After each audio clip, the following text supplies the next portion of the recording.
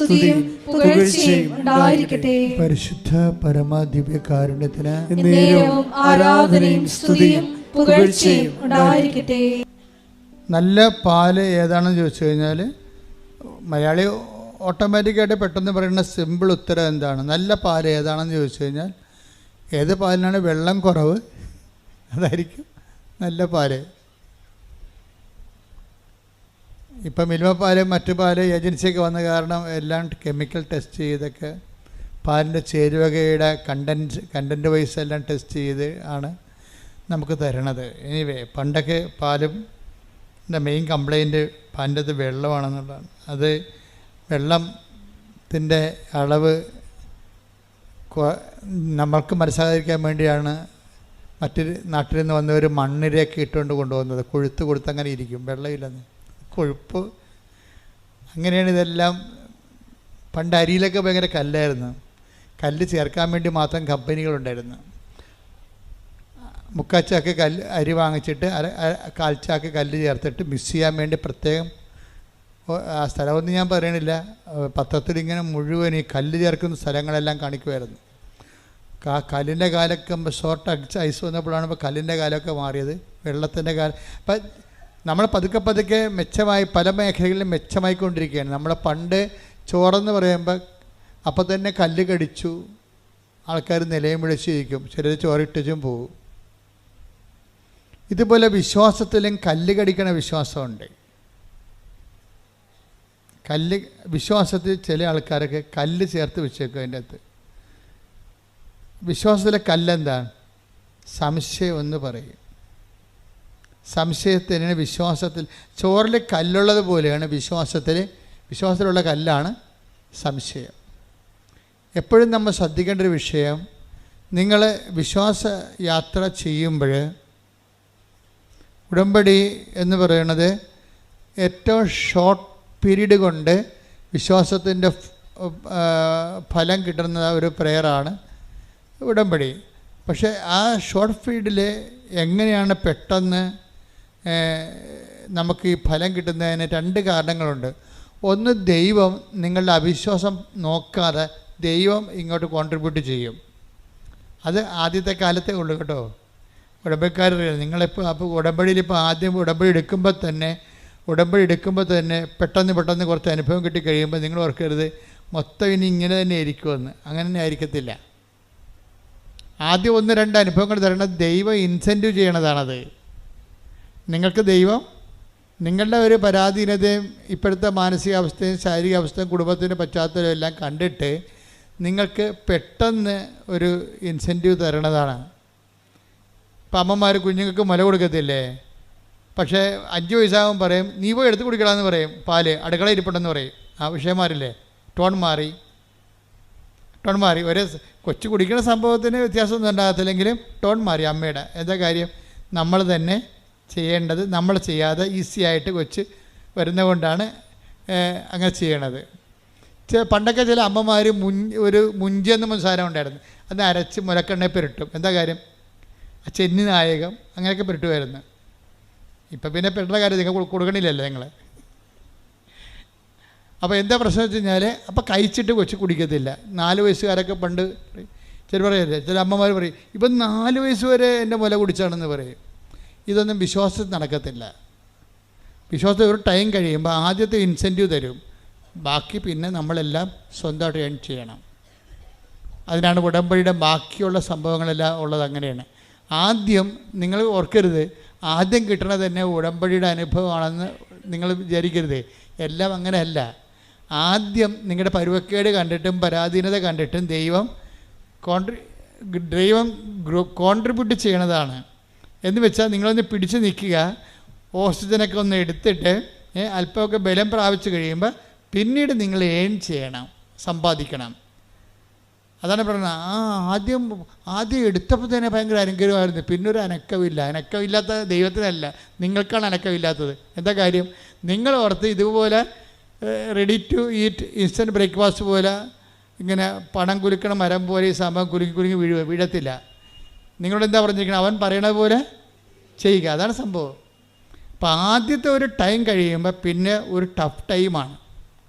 അപ്പോഴാണ് നിങ്ങൾ ഉടമ്പടി. പിന്നെ കിട്ടണതെല്ലാം നിങ്ങളുടെ അവൻ പറയണ പോലെ ചെയ്തതിൻ്റെ പേരിൽ ദൈവം നിങ്ങൾക്ക് നൽകുന്ന ന്യായമായ ആനുകൂല്യങ്ങളായിരിക്കും. ആദ്യത്തേതെല്ലാം ഔദാര്യമാണ്. ഇപ്പോൾ ഗ്രാൻഡായിട്ട് തന്നെയാണത്. അത് തിരിച്ചടക്കേണ്ട കാര്യമില്ലാത്ത പോലെ നമുക്ക് കിട്ടത്തില്ല. അതുപോലെ ഗ്രാൻഡാണ്. പക്ഷേ ഒരു ഒന്ന് രണ്ട് അനുഭവങ്ങൾ കഴിഞ്ഞാൽ പിന്നെ ഈ സാധനം ചിലർക്ക് പെട്ടെന്ന് നിങ്ങൾ സ്വിച്ചിട്ട പോലെ നിൽക്കും. അപ്പം നിങ്ങൾ ഓർക്കും ഉടമ്പടി ഇത്രയേ ഉള്ളെന്ന്. അല്ല, നിങ്ങൾ ഇത്രയേ ഉള്ളൂ. അതാണ് പ്രശ്നം. ഉടമ്പടി ഇത്രയേ ഉണ്ടായിട്ടല്ല, നിങ്ങൾ ഇത്രയേ ഉള്ളൂ. എന്താ കാര്യം? ഇങ്ങനെ ഓസിന് കിട്ടുന്ന കാര്യം അങ്ങോട്ട് വെട്ടി വിഴുങ്ങിയിട്ട് കൈയും കെട്ടി പഴയതുപോലെ ഇരിക്കും. ഇത് വർക്കൗട്ട് ചെയ്യത്തില്ല. എന്താ കാര്യം? ഇനി നിങ്ങളുടെ ഊഴമാണ്. അവൻ പറയണ പോലെ ചെയ്യണ ഊഴമാണ്. അതാരാണ് ദൈവസ്നേഹത്തോടെ ചെയ്യണത്? ദൈവസ്നേഹത്തോടെ ചെയ്യണമെങ്കിൽ ആദ്യം വേണ്ടത് സംശയങ്ങൾ ഇല്ലാത്ത ഒരു വിശ്വാസം രൂപപ്പെടുത്തിയെടുക്കണം. പല ആൾക്കാർക്കും വിശ്വാസമുണ്ട്, പക്ഷേ പകുതി 50% സംശയവും 50% വിശ്വാസമാണ് ഉള്ളത്. അപ്പോൾ നിങ്ങളെപ്പോഴും വിശ്വാസം വർദ്ധിപ്പിക്കാൻ വേണ്ടി പ്രാർത്ഥിക്കും. അങ്ങനെ അത് പ്രാർത്ഥിക്കുന്നത് തെറ്റില്ല. പക്ഷേ നിങ്ങൾ വിശ്വാസത്തിൻ്റെ മാത്രം മെക്കാനിസം കാണിച്ചാൽ റിപ്പയർ ചെയ്താൽ ഈ സാധനം വർക്കൗട്ട് ചെയ്യത്തില്ല. നിങ്ങളെന്താ കാര്യം? അതിൽ നിങ്ങൾ ചെയ്യേണ്ടത് സംശയം ദൂരീകരിക്കാൻ വേണ്ടി പ്രാർത്ഥിക്കണം. ഈ സംശയം ദൂരീകരിക്കണമെങ്കിൽ എന്ത് ചെയ്യണം? സ്നേഹത്തിൻ്റെ ലെവൽ കൂടിയാൽ മാത്രമേ സംശയം ദൂരീകരിക്കത്തുള്ളൂ. ചില ഭാര്യമാർക്ക് കെട്ടിയകാലം വരെ സംശയമാണ്. എന്താ കാര്യം? ഇവിടെ വർത്തമാന രീതികളൊന്നും അവളോട് ആത്മാർത്ഥത ഉള്ളതായിട്ട് അവൾക്ക് തോന്നിയിട്ടില്ല. എന്താ പ്രശ്നം? അങ്ങനെ വരാൻ കാര്യം അതാ. ചില ഭാര്യമാർക്കും തിരിച്ചു വരും, ഭർത്താക്കന്മാർക്കും തിരിച്ചു വരും. ഇങ്ങനെ സംശയം വെച്ച് കഴിഞ്ഞാൽ ഈ സ്നേഹം കുറയുന്ന പോലെ അവർക്ക് തോന്നിയാൽ പിന്നെ സംശയം കൂടിക്കൊണ്ടേയിരിക്കും. ഡിമാൻഡുകൾ ചില ലേഡീസ് എപ്പോഴും പറയത്തില്ലേ, അത് വാങ്ങിക്കണം ഇത് വാങ്ങിക്കണം എന്ന്. കാര്യമൊന്നും ഉണ്ടാകത്തില്ല, അവർക്ക് ആവശ്യമില്ലായിരിക്കും, എന്തായാലും മേടിക്കണമെന്ന് പറയും.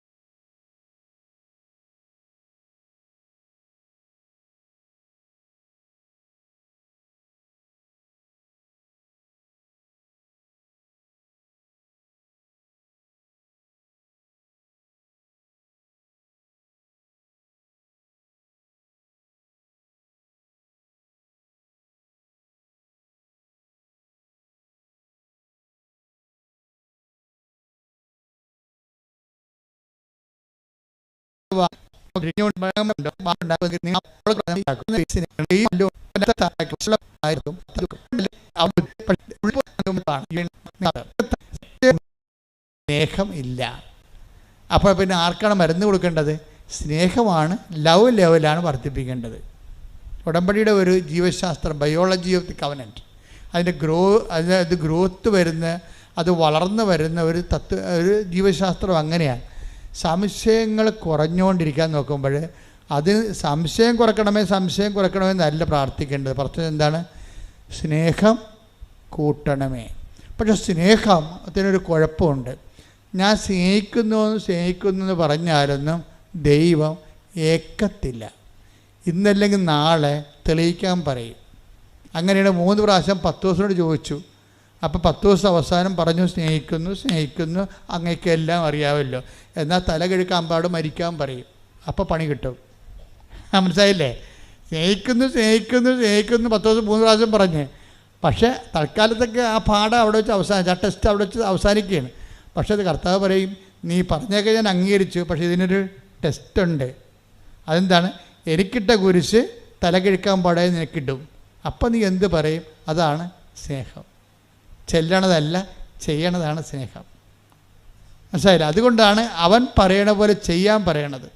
കർത്താവിൻ്റെ നാമത്തിൽ അവൻ്റെ സ്നേഹത്തെ പ്രതി നമ്മൾ എന്ത് ചെയ്തു എന്നാണ് ദൈവം നോക്കണത്. പ്രാർത്ഥിക്കുക, കർത്താവായ ദൈവമേ, കർത്താവായ ദൈവമേ, കർത്താവായ ദൈവമേ, കർത്താവായ ദൈവമേ, നിന്റെ സ്നേഹത്തിൽ വളരാൻ, നിന്റെ സ്നേഹത്തിൽ വളരുവാൻ, വിശ്വാസത്തിൽ ഉയരാൻ, ഉയരാൻ, സംശയം കുറക്കാൻ, സംശയം കുറയ്ക്കുവാൻ എന്നെ സ്നേഹത്തിന്റെ പ്രവൃത്തികളുടെ സുവിശേഷത്തിന്റെ സാക്ഷികളാക്കണമേ. ശ്രുതികട ഹല്ലേലൂയ, ഹല്ലേലൂയ, ഹല്ലേലൂയ, ഹല്ലേലൂയ. യേശുവേ ആരാധന, യേശുവേ വിശ്വാസം പ്രവൃത്തി പദത്തിൽ കൊണ്ടുവരുവാൻ ഈ ആരാധനയിലൂടെ ഞങ്ങളെ അഭിഷേകം ചെയ്യണമേ. നേരവും ആരാധനയും സ്തുതിയും പുകഴ്ചയും ഉണ്ടായിരിക്കട്ടെ. ഇപ്പൊ നിങ്ങൾക്ക് മനസ്സിലായില്ലേ ഉടമ്പടി? അതിൻ്റെ ഉടമ്പടി നമ്മൾ ഒരു ഡ്രൈവർ ആകുമ്പോൾ തന്നെ അതിൻ്റെ മെക്കാനിസ്റ്റും ആകണം.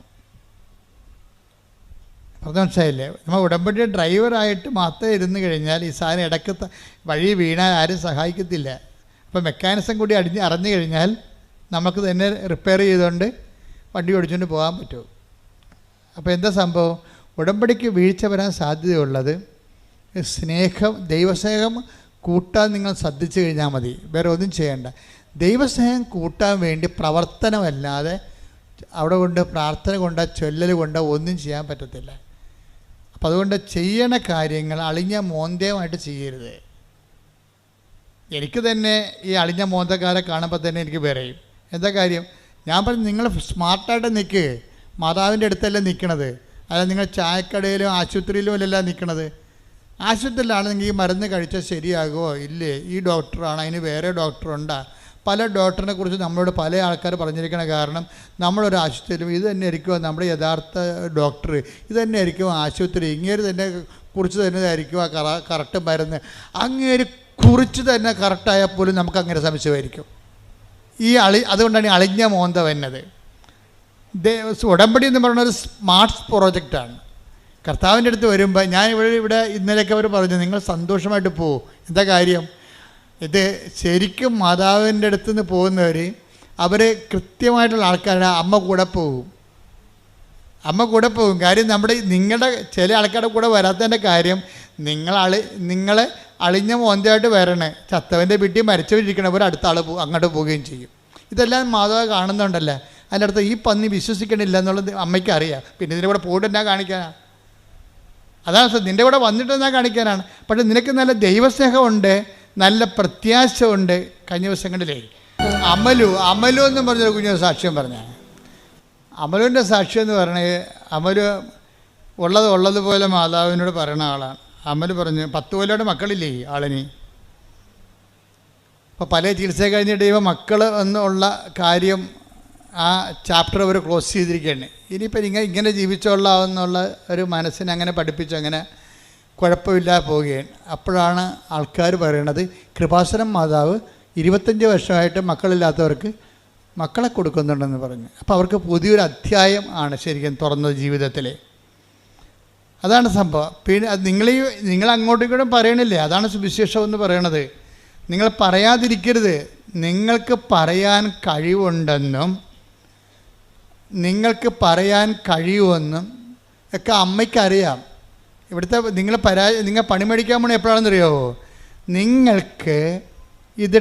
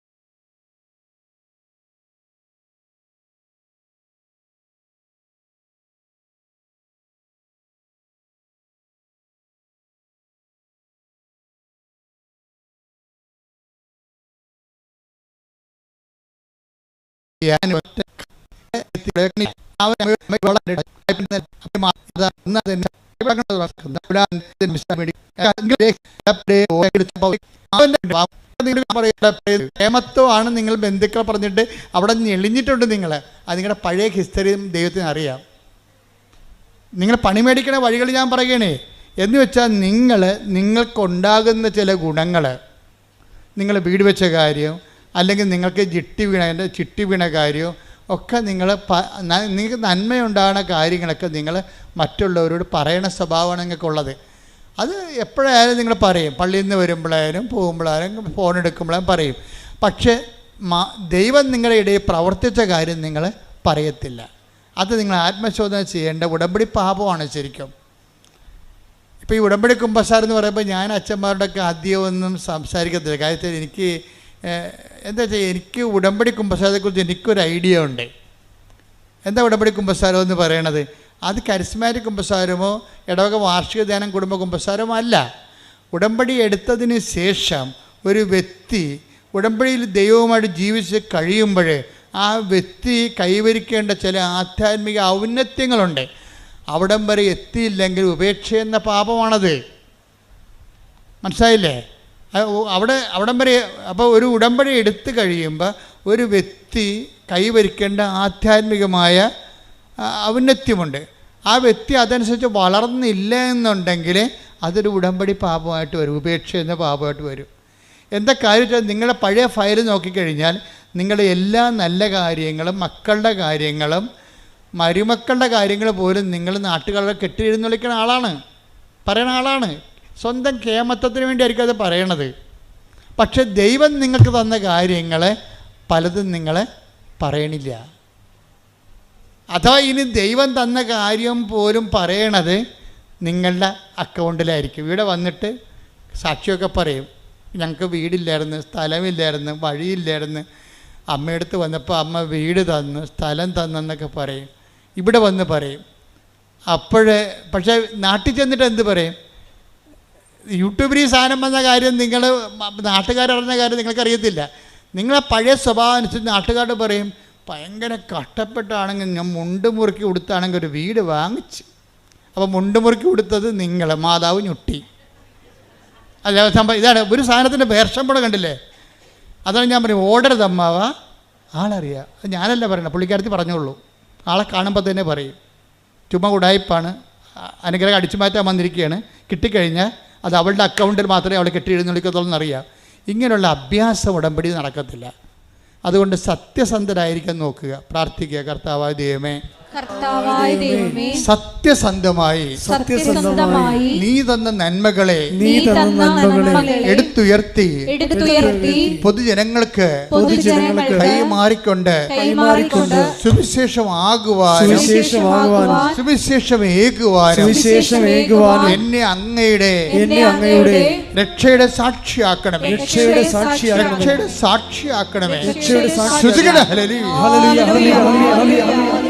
മറ്റുള്ളവരുടെ മുമ്പിൽ നീ തന്ന നന്മകൾ പ്രകീർത്തിക്കുവാൻ, ആരാധനയിലൂടെ ആയിട്ടുള്ള പ്രേയറാണ്. 90 ദിവസമാണ് ഫസ്റ്റ് യൂണിറ്റ് എന്ന് പറയണത്. First unit. അപ്പോൾ 90 ദിവസത്തിനുള്ളിൽ നിങ്ങൾക്ക് എന്ത് സംഭവിക്കുന്നു എന്നുള്ളതല്ല വിഷയം. ക്യാഷ് ആൻഡ് കൈൻഡായിട്ട് എന്ത് സംഭവിക്കുന്നു എന്നുള്ളതല്ല, ദൈവവും നിങ്ങളും തമ്മിലുള്ള ബന്ധത്തിൽ എന്ത് സംഭവിക്കുന്നു. ഇപ്പം ഞാൻ അവളുടെ മഞ്ജുഷയുടെ അമലുവിൻ്റെ കാര്യം പറഞ്ഞില്ലേ, അമലു പെട്ടെന്നാണ് മാതാവുമായിട്ട് നല്ല സീരിയസ് റിലേഷനിൽ വന്നത്. എന്നിട്ട് മാതാവിനോട് പറഞ്ഞ എന്താ, കഴിഞ്ഞ ഡിസംബറിൽ അമലു വന്നിട്ട് പറഞ്ഞ്, അമ്മേ ഇത് ഡിസംബർ മാസമാണ്, it is a holy month, വളരെ വിശുദ്ധമായൊരു മാസമാണ്, അമ്മയ്ക്ക് ഈശ്വരനെ കിട്ടിയ മാസമാണ്, എനിക്കും ഒരു കുഞ്ഞിനെ തരണം. കണ്ട എന്ത് സിമ്പിളാണ് ആ പ്രെയർ. അവൾ ആ മാസം ഗർഭിണിയായി. അപ്പോൾ ദൈവത്തോട് ഇൻട്രാക്ട് ചെയ്യണം. ഞാൻ എപ്പോഴും പ്രാധാന്യം കൊടുക്കുന്നത് common faith of the common പീപ്പിളാണ്. നമുക്ക് സംഭവിച്ചത് വിശ്വാസത്തിന് ഒരു സാങ്കേതിക ജഡിലതയിൽ അപ്രാപ്യമായിട്ട് സാങ്കേതിക ജ്ഞാനമായിട്ട് പ്രതിഷ്ഠിക്കപ്പെട്ടത് കാരണം ഈ വിശ്വാസത്തിൻ്റെ നല്ല ഫലങ്ങൾ താഴേക്ക് വരത്തില്ല. താഴേക്ക് വരുത്താൻ വേണ്ടി വല്ല രാഷ്ട്രീയ കഥകളോ നാട്ടുകഥകളോ, അവിടെ കല്ലില്ല ഇവിടെ കല്ലില്ല എന്നൊക്കെ പറഞ്ഞ് പുൾപ്പിറ്റ് ആപ്പാടെ കുളമാക്കി കളയും.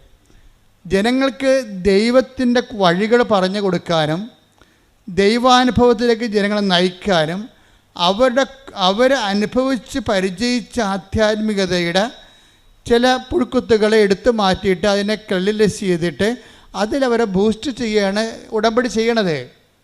എന്നിട്ട് ഇപ്പം നിങ്ങൾക്ക് സംസാരിക്കാൻ നല്ലോണം അറിയാം, അപ്പോൾ ദൈവത്തോട് നിങ്ങൾ അമ്മയെന്നല്ലേ വിളിക്കണത്, അല്ലേ? അല്ല കളക്ടർ എന്നല്ലേ വിളിക്കണത്, അമ്മ. അപ്പോൾ നമുക്ക് ആ ഒരു അമിക്കബിലിറ്റി ഉണ്ട് പ്രേയറിൽ. അപ്പോൾ നിങ്ങൾ അമലു എന്താ ചെയ്യണത്? അമ്മേ, ഇതൊരു നല്ല മാസമാണ്, നല്ല വിശുദ്ധമായ മാസമാണ് ഡിസംബർ. അമ്മയ്ക്ക് ഉണ്ണീശനെ കിട്ടിയ മാസമാണ്, എനിക്ക് ഒരു കുഞ്ഞിനെ തരണം. സിമ്പിളല്ലേ പ്രേയർ? ഇതിനേക്കാൾ വലിയ പ്രാർത്ഥന എന്തുകൊണ്ട്? ആ പ്രാർത്ഥന അപ്പം തന്നെ അമ്മ പച്ചമഷിക്ക് അങ്ങോട്ട് ഒപ്പിട്ട് സാങ്ഷൻ ചെയ്യുകയാണ്. ആ ആഴ്ച തന്നെ അവൾ പ്രഗ്നൻ്റ് ആകുകയാണ്. എന്ത് രസമാണ് കേൾക്കാൻ. അവളെ കുഞ്ഞിനെയും കൊണ്ടാണ് കഴിഞ്ഞ ദിവസം വന്നിരുന്നു ഇവിടെ. 10 കൊല്ലമായിട്ട് ഇതിനെക്കുറിച്ചൊരു ഐഡിയ ഇല്ലാതെയാണ്. നമുക്കൊരു സങ്കല്പമില്ലാത്ത സംഭവങ്ങളെല്ലാം മാതാവ് ഇതെല്ലാം നമുക്ക് തൊടാവുന്ന രീതിയിൽ അനുഗ്രഹമായിട്ട് കയ്യിൽ തരും. പക്ഷെ നമുക്കെന്താ വേണ്ടത്? അമലുവിന് സംശയമില്ല അവൾ പറയുന്നതിൽ. ആ വർത്തമാനം കേട്ടാൽ മനസ്സിലാവും, സ്നേഹം മാത്രമേ ഉള്ളൂ, അതിൽ സംശയമില്ല.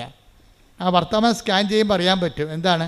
ഓ, ഞാനിങ്ങനെയൊക്കെ പറയണേ, കിട്ടുക വെറുതെ, ഇത് രൂപമല്ലേ, അമ്മയല്ലല്ല. അവിടേക്കാണ് പ്രശ്നം വേണ്ടത്. ഇത് രൂപമല്ലേ, അമ്മയല്ല എന്നാണ് പറഞ്ഞിരിക്കുന്നത്. ഈ വങ്കന്മാർക്കാണ് ഇങ്ങനെയൊക്കെ തോന്നണത്. കാരണം അതായത് അനുഭവമുള്ളവർ അമ്മയുടെ സാന്നിധ്യത്തിൻ്റെ പ്രതീകമാണിത്. ഞാനിവിടെ സംസാരിക്കുമ്പോൾ എൻ്റെ അമ്മയോടാണ് സംസാരിക്കുന്നത്. ആ ഒരു എലവെന്ന് പറഞ്ഞാൽ ആത്മബന്ധത്തിൻ്റെ ആന്തരികതയാണ്. അതെന്ന് പറയണത് ധ്യാനത്തിനേക്കാൾ വലിയ സംഭവമാണ്. ആത്മബന്ധത്തിൻ്റെ ആന്തരികത നമുക്കറിയാമല്ലോ. നമ്മൾ എന്ത് ജ്ഞാനം, ഇപ്പോൾ എന്ത് കറണ്ട്, എത്ര കറണ്ട്, നിങ്ങളൊരു കാര്യം സിമ്പിളായിട്ട് മനസ്സിലാക്കണേ. എത്ര കറണ്ട് ഇടുക്കിയിലുണ്ടാക്കിയാലും നാട്ടിൽ വരണത് എന്തിലൂടെയാണ്? ഒരു വയറിലൂടെയാണ് വരണത്. ഇത്രയേ ഉള്ളൂ. അപ്പോൾ നമ്മൾ എത്ര കിലോ വാട്ട് കറണ്ട് ഉണ്ടാക്കിയാലും വരണത് കമ്പിയിലൂടെയാണ്. അല്ലാതെ കമ്പിയില്ലാതെ കറണ്ട് നമുക്ക് വയർലെസ് സൗണ്ട് വരും. സൗണ്ട് വയർലെസ്സിലൂടെ വയറില്ലെങ്കിലും വരും. പക്ഷേ കറണ്ട് വയർലെസ്സായിട്ട് വരത്തില്ല. നമ്മൾ എത്ര വാട്ട് കറണ്ട് ഉണ്ടാക്കിയാലും വരണത് കമ്പിയിലൂടെയാണ്. നിങ്ങൾ ദൈവത്തെക്കുറിച്ച് എന്ത് പഠിച്ചാലും, സ്വർഗത്തിൽ പോയി കുത്തിയിരുന്ന് പഠിച്ചാലും ട്രാൻസ്മിഷൻ പ്രാർത്ഥനയിലൂടെ വരത്തുള്ളൂ. അതെപ്പോഴും മനസ്സിലാക്കണം. പിടിയിടിയാ. നിങ്ങൾ ദൈവത്തെക്കുറിച്ച് എന്ത് ശാസ്ത്രം പഠിച്ചാലും ശരി, ദൈവത്തോടുള്ള കമ്മ്യൂണിക്കേഷൻ പ്രാർത്ഥനയിലൂടെ വരത്തുള്ളൂ. അല്ലെങ്കിൽ പ്രാർത്ഥനാ നിർഭരമായ പ്രവർത്തനങ്ങൾ, അതിൻ്റെ കണ്ടൻറ്റ് വൈസ് സ്നേഹമാണ്, അല്ല വേറെ ഒന്നുമല്ല. വിശ്വാസമെന്ന് പറഞ്ഞു കഴിഞ്ഞാൽ വിശ്വാസത്തിൻ്റെ അകത്തുള്ളൊരു കുഴപ്പം, അതിൻ്റെ അകത്ത് നമ്മൾ സൂക്ഷിച്ചില്ലെങ്കിൽ സംശയത്തിൻ്റെ ഒരു ചേരുവക ഉണ്ടാകും. അതുകൊണ്ട് ദൈവം നിങ്ങൾ വിശ്വാസത്തെ ഒത്തിരി ഇട്ട് വർദ്ധിപ്പിക്കാൻ വേണ്ടി അതിൻ്റെ അകത്ത് റിപ്പയർ ചെയ്യാൻ നോക്കണ്ട, ടൈം എടുക്കും. അതിന് പറയും നിങ്ങളെന്താ ചെയ്യേണ്ടത്? ദൈവത്തോടുള്ള സ്നേഹം വർദ്ധിപ്പിക്കണം. എന്താ കാര്യം? സ്നേഹം വർദ്ധിക്കുന്നുണ്ടെങ്കിൽ, ദൈവത്തോടൊക്കെ സ്നേഹം ഉണ്ടെങ്കിൽ നിങ്ങൾക്ക് നിങ്ങളുടെ നാത്ത് ചില ആൾക്കാർ പറയുന്നത്, എൻ്റെ അച്ഛൻ എന്ത് ചെയ്യാനാണ് അച്ഛൻ, എൻ്റെ മാല അവൾ കൊണ്ടുപോയി, ഇപ്പം തരാമെന്ന് പറഞ്ഞ് കൊണ്ടുപോയതാണ്. അവളുടെ മാല ചിട്ടിക്ക് എടുത്തപ്പോൾ പണയം വെച്ച് പോയി. അങ്ങനെ ആ മാല, അപ്പോൾ അവൾക്കൊരു കല്യാണം ഉണ്ടായിരുന്നു. ആ കല്യാണത്തിന് ഇരവ് എന്നോട് ചോദിച്ചതാണ്. പാവപ്പെട്ടവരുടെ ജീവിതം ഭയങ്കര കഷ്ടമാണ്. അങ്ങോട്ട് ചോദിക്കൊടുക്കും. അവർ എടുത്തിട്ട് പിന്നെ എന്ത് ചെയ്യും? അവർ അപ്പുറത്തെ കല്യാണത്തിന് പോകാൻ വേണ്ടി മേടിച്ച മാലയാണ്. പക്ഷേ ആ പന്നി അതിനെല്ലാം ചെയ്തത്, അവർ വിറ്റ് കളഞ്ഞ സാധനം. ഈ മനുഷ്യരോട് നമുക്ക് സംസാരിക്കാൻ പറ്റുമോ? പിന്നെ ഇവളെന്നെ പറ്റിപ്പാണ് ആൾ, എൻ്റെ മാല ഊരിക്കൊണ്ടുപോയി എന്നോട് ചോദിക്കാൻ വിറ്റ ആളാണ്, ഇനി എൻ്റെ അടിച്ചതിൻ്റെ അകത്ത് അവളെ കയറ്റത്തില്ലെന്ന് പറയും. പക്ഷേ ഉടമ്പടി എടുത്താൽ പറയാൻ പറ്റത്തില്ല. എന്താ കാര്യം? നമ്മൾ ദൈവത്തെയാണ് സ്നേഹിക്കണത്. പിടിയിടിയാ. അപ്പം നിങ്ങൾക്കിട്ട് പണി തന്ന ആൾക്കാരോടും നിങ്ങൾ ഉടമ്പടിയോട് കൂടി നിരപ്പാകാൻ നോക്കണം. കാര്യം വിശ്വാസമല്ല വലുത്. എന്താണ്? സ്നേഹമാണ്. കാര്യം എന്താണ്? ആ മാലയെക്കാളും നാത്തുവിനോടുള്ള വൈരാഗ്യത്തെക്കാളും എൻ്റെ ദൈവത്തെ ഞാൻ സ്നേഹിക്കുന്നു. സ്നേഹിക്കുന്നവൻ എന്താ പറഞ്ഞിരിക്കണത്? നിങ്ങൾ ശത്രുവിനായാലും എന്നെ പ്രതി സ്നേഹിക്കണം. അതാ പ്രശ്നം. അത് എന്നിട്ട് കർത്താവ് ചോദിക്കും, സ്നേഹിക്കുന്നവരെ മാത്രമാണ് നിങ്ങൾ സ്നേഹിക്കണമെങ്കിൽ പ്രതിഫലത്തിന് എന്താണ് take the word of God. ശ്രുതിക്കട്ടെ ഹല്ലേലൂയ. ഹല്ലേലൂയ ഹല്ലേലൂയ ഹല്ലേലൂയ ഹല്ലേലൂയ ഹല്ലേലൂയ. യേശുവേ നന്ദി. ഹല്ലേലൂയ ഹല്ലേലൂയ. യേശുവേ ആരാധന ആരാധന. മത്തായി 5:46. മത്തായി 5:46. നിങ്ങളെ സ്നേഹിക്കുന്നവരെ നിങ്ങൾ സ്നേഹിച്ചാൽ. കേട്ടോ കേട്ടോ കേട്ടോ, എന്താ പറയണത്? നിങ്ങളെ സ്നേഹിക്കുന്നവരെ നിങ്ങൾ സ്നേഹിച്ചാൽ നിങ്ങൾക്ക് എന്ത് പ്രതിഫലമാണ് ലഭിക്കുക? നിങ്ങൾക്ക് എന്ത് പ്രതിഫലമാണ് ലഭിക്കുക? ചുങ്കക്കാർ പോലും അത് തന്നെ ചെയ്യുന്നില്ലേ? അതെന്താ സംഭവിച്ചു കഴിഞ്ഞാല്, ഈ ചുങ്കക്കാരാണെങ്കിൽ പോലും അവരെ സ്നേഹിക്കുന്നവർക്ക് തന്നെ അവർ അങ്ങോട്ടും ഇങ്ങോട്ടും സ്നേഹിക്കുന്നുണ്ട്. പക്ഷെ അതിന് ദൈവത്തിൻ്റെ തിരുസന്നിധിയിൽ നിന്ന് നമുക്ക് റിവാർഡൊന്നുമില്ല. പ്രതിഫലം എന്ന് പറഞ്ഞാൽ ആര് തരേണ്ടതാണ്? ഇതാ ഞാൻ വരുന്നു, എൻ്റെ പ്രതിഫലവും കൊണ്ട് വരുന്നു എന്നാണ് പറയണത്. കൃപയുടെ അവസാന കാലത്തിൻ്റെ അവസാന കാലത്തെ വരവിൽ പറയണത്, ഇതാ ഞാൻ വരുന്നു, എൻ്റെ പ്രതിഫലവും കൊണ്ടുവരുന്നു, അഥവാ എൻ്റെ സമ്മാനവും കൊണ്ടുവരുന്നു. അപ്പോൾ അതാരാണ്? ദൈവത്തിൽ നിന്ന് ലഭിക്കുന്നതാണ് പ്രതിഫലം എന്ന് പറയണത്. ദൈവത്തിൽ നിന്ന് ലഭിക്കുന്നതിനാണ് പ്രതിഫലം എന്ന് പറയണത്. അതെങ്ങനെ കിട്ടണത് നമുക്ക്? അത് നമുക്ക് കിട്ടണം, നിങ്ങളെ സ്നേഹിക്കുന്നവരെ മാത്രം നിങ്ങൾ സ്നേഹിച്ചാൽ ദൈവത്തിൽ നിന്നൊന്നും പ്രതീക്ഷിച്ചിട്ട് കാര്യമില്ല. ഓക്കെ അല്ലേ? പറച്ച് എന്ത് ചെയ്യണം? ശത്രുക്കളെ സ്നേഹിക്കണം, ദ്രോഹിക്കുന്നവരെ ആശീർവദിക്കണം. സെൻറ്റ് പോൾ പറയും, ആശീർവദിക്കുക മാത്രമേ ചെയ്യാവൂ. ഇതിനെ ഉടമ്പടിക്ക് പറ്റുന്ന രീതിയിൽ നമ്മുടെ ജീവിതം ക്രമീകരിക്കുകയാണ്, ജീവിതം പുനഃക്രമീകരിക്കുകയാണ്. എന്താ ഇത് പെട്ടെന്ന് സ്പീഡാക്കാനുള്ള മാർഗ്ഗമാണ്. ഉടമ്പടി അനുഭവങ്ങളെ പെട്ടെന്ന് സ്പീഡാക്കാനുള്ള മാർഗം. സ്പീഡാക്കുക എന്ന് പറഞ്ഞു കഴിഞ്ഞാൽ അതിൻ്റെ അകത്ത് നമുക്ക് നമ്മുടെ റോഡിലൊക്കെ ചില റോഡുകളൊക്കെ പോയാൽ നമുക്ക് ഭയങ്കര സ്ലോ ആയിരിക്കും. കട്ടറും അല്ലേ, ബമ്പും ഹമ്പും കട്ടറും എല്ലാം കൂടി അങ്ങനെ വിടും. പക്ഷേ അങ്ങനെയല്ല, ഇതെല്ലാം നിരപ്പാകും. ജനങ്ങളുമായിട്ട് നമ്മൾ നിരപ്പായി കഴിഞ്ഞാൽ ദൈവത്തിൻ്റെ ഇടപെടലിൻ്റെ സ്പീഡ് കൂടും. അതുകൊണ്ടാണ് സെൻറ്റ് ജോണൊക്കെ പറയണത്. എന്താ പറയണത്? കുന്നും മലയും നിരപ്പാക്കുവിൻ. അതാണ് സംഭവം. കുന്നും മലയും വളഞ്ഞവ ഋജുവാക്കപ്പെടും. അപ്പം നേരെ എല്ലാ വിഷയത്തിൻ്റെ പിന്നിലും സൂത്രപ്പണികളൊന്നും പറ്റത്തില്ല, മറിച്ച് നേരെ പോകാൻ പറ്റത്തുള്ളൂ. നമുക്കിത്തിരി സാമ്പത്തിക നഷ്ടം മാനുഷികവും ഭൗതികമായിട്ടും ഉണ്ടായാലും സൂത്രപ്പണി പറ്റത്തില്ല. അപ്പോൾ ഇതിന് നമ്മൾ എപ്പോഴും ചെയ്യേണ്ടത്, ഉടമ്പടിയിലേക്ക് വരുമ്പോൾ സ്പീഡാകണമെങ്കിൽ ആദ്യം എന്ത് ചെയ്യും? ഈശോ വരാൻ പോയപ്പോൾ യോഹന്നാൻ എന്താ പറഞ്ഞത്? യോഹന്നാൻ പറഞ്ഞത് എന്താണ്? വൃക്ഷങ്ങളുടെ വേരിന് കോടാലി വയ്ക്കപ്പെട്ടിരുന്നു, ഫലം തരാത്ത വൃക്ഷങ്ങളെ വെട്ടി തീരെറിയപ്പെടും. എന്നിട്ട് പറഞ്ഞാൽ കുന്നും മലയും നിരപ്പാക്കപ്പെടും. അപ്പോൾ ഇങ്ങനെ നേരെ ആക്കി കഴിഞ്ഞാൽ, അതായത് വളവ്, വഞ്ചന, ചതി, പറ്റിപ്പ്, ഇങ്ങനെയുള്ള ഓരോ കുടില സൂത്രങ്ങളൊക്കെ എല്ലാം റെക്ടിഫൈ ചെയ്യണം. ദൈവത്തിന് പ്രവർത്തിക്കാൻ പറ്റുന്ന രീതിയിൽ നമുക്കവിടെ നഷ്ടവും ലാഭവും നോക്കരുത്. ദൈവമാണ് ഏറ്റവും വലിയ ലാഭം. പിടികിട്ടുന്നുണ്ടോ? ദൈവമാണ് ഏറ്റവും വലിയ ലാഭം. അതായത് ഒരു പശു നമ്മൾ 40,500 രൂപയ്ക്ക് വാങ്ങിച്ചു. അത് അതിനെ വിറ്റപ്പോൾ 35,750 രൂപ. ലാഭമോ നഷ്ടമാണ്? നഷ്ടം. പക്ഷേ ആൾക്കാർ ചിലർ പറയും, മറ്റത് 500 രൂപയല്ലേ, ഇപ്പോൾ 750 രൂപ കിട്ടിയല്ല എന്ന് പറയും. ആൾക്കാരെ അളക്കണത് ഇങ്ങനെയാണ്. വെച്ച് കഴിഞ്ഞാൽ ഈ ദൈവത്തെപ്പോലും അളക്കണത് ഇങ്ങനെയാണ്. അതായത് നിങ്ങൾ ഈ ക്യാഷ് ആൻഡ് കൈൻഡ് വെച്ചുകൊണ്ടാണ് ദൈവത്തെ അളക്കണത്. എന്നിട്ട് നിങ്ങൾ വിചാരിക്കണത് ദൈവമാണ് ഏറ്റവും വലിയ ലാഭം. അപ്പോൾ അതുകൊണ്ട് തന്നെ നമ്മൾ ജീവിതത്തെ കണക്കാക്കേണ്ടത്, നമുക്ക് ജീവിതത്തിലുണ്ടാകുന്ന ചെറിയ രൂപയുടെ ലാഭവും എടുത്തിട്ട് നഷ്ടമെടുത്തിട്ട് അത് വലിയ നഷ്ടമാണ് നിങ്ങൾ കൊട്ടിക്കോഷിച്ച് മോന്തം കയറ്റിയിരിക്കരുത്. മറിച്ച് എന്താണ്? ദൈവത്തെ കിട്ടാൻ വേണ്ടി കുറേ കോംപ്രമൈസ് ചെയ്യേണ്ടി വരും ജീവിതത്തിൽ. ചിലപ്പോൾ ക്ഷമയായിരിക്കും, ചിലപ്പോൾ നന്മയായിരിക്കും. അപ്പോൾ ഇങ്ങനെ ഓരോ പരിശുദ്ധാത്മാവിൻ്റെ ദാനങ്ങൾക്ക് അനപേക്ഷണീയമായിട്ട് ജീവിതം ഒന്ന് പുനഃക്രമീകരിക്കുന്നതാണ്. അത് അങ്ങേര് പശ്ചാത്താപത്തിൻ്റെ ജ്ഞാനസ്ഥാനമാണ് നൽകിയത്. യോഹന്നാൻ മാന്താന. അപ്പോൾ ഈശോ വന്നപ്പോൾ പരിശുദ്ധാത്മാവിന് ജ്ഞാനസ്നാനം നൽകി. പക്ഷേ ആ പരിശുദ്ധാത്മാവിന് ജ്ഞാനസ്നാനം നൽകിയപ്പോഴേ കർത്താവ് കുന്നും മലയും നിരപ്പാക്കണ കാര്യമൊന്നും പറഞ്ഞിട്ടില്ല. പറഞ്ഞ എന്താണ്? പരിശുദ്ധാത്മാവിൻ്റെ ഫലങ്ങൾ എല്ലാവർക്കും അറിയാം. അതെന്താണ്? സ്നേഹം, ക്ഷമ, ദയ, നന്മ. Take the word of God. ശ്രുതികട ഹല്ലേലൂയ ഹല്ലേലൂയ ഹല്ലേലൂയ ഹല്ലേലൂയ ഹല്ലേലൂയ. യേശുവേ നന്ദി. ഹല്ലേലൂയ. 5:22-23. ഗലാത്യർ 5:22-23. എന്നാൽ ആത്മാവിന്റെ ഫലങ്ങൾ സ്നേഹം, ആനന്ദം, സമാധാനം, ക്ഷമ, ദയ, നന്മ, വിശ്വസ്തത, സൗമ്യത, ആത്മസംയമനം ഇവയാണ്. ഇതെന്തെന്ന് വരുന്ന വെച്ചാൽ ഇതിനകത്ത് ഇപ്പോൾ പ്രത്യാശ നമ്മളെ നിരാശരാക്കുന്നില്ല. റോമ 5:5 വായിച്ചേ. ഈ റോമ 5:5 ഗലാത്യർ 5:22 നമ്മൾ കണക്ഷൻ ഉണ്ടെന്നാണ് ഇപ്പോൾ പരിശുദ്ധാത്മാവ് നൽകുന്ന സൂചന.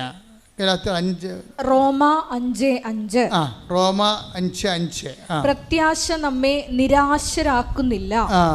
ഒന്ന് പറഞ്ഞ പ്രത്യാശ നമ്മളെ നിരാശരാക്കുന്നില്ല.